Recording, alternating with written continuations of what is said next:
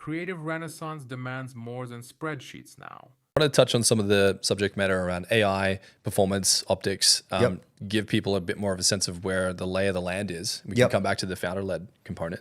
You know, we used to believe that ads were essentially about storytelling, visuals, but now it feels like everything's quite data-driven. It's about AI, Advantage Plus, and performance metrics. Are we living in a renaissance right now of creativity, or is it actually the end of creativity? I think to understand this question, I think it's really productive to just zoom out and understand what's just happened over the last 5 years, because I think a lot of people do not have an awareness of how fundamental the shifts have been to the ad platforms.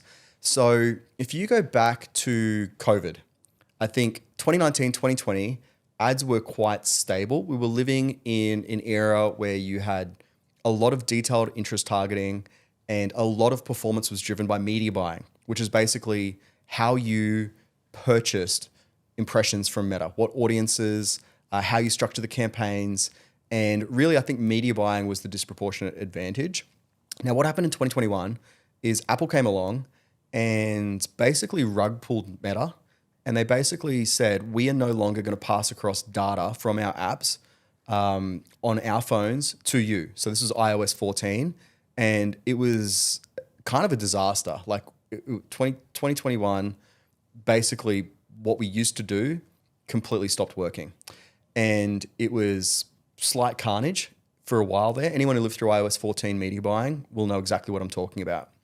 Now, right about this time, Mark Zuckerberg decided to go all in on virtual reality and, you know, change the name of Facebook to Meta and started investing $10 billion a quarter into the virtual reality world. Jeez. I know. Yeah. And so a big part of this investment went into buying all these graphics chips because obviously you have to render the digital world that everyone was meant to go into.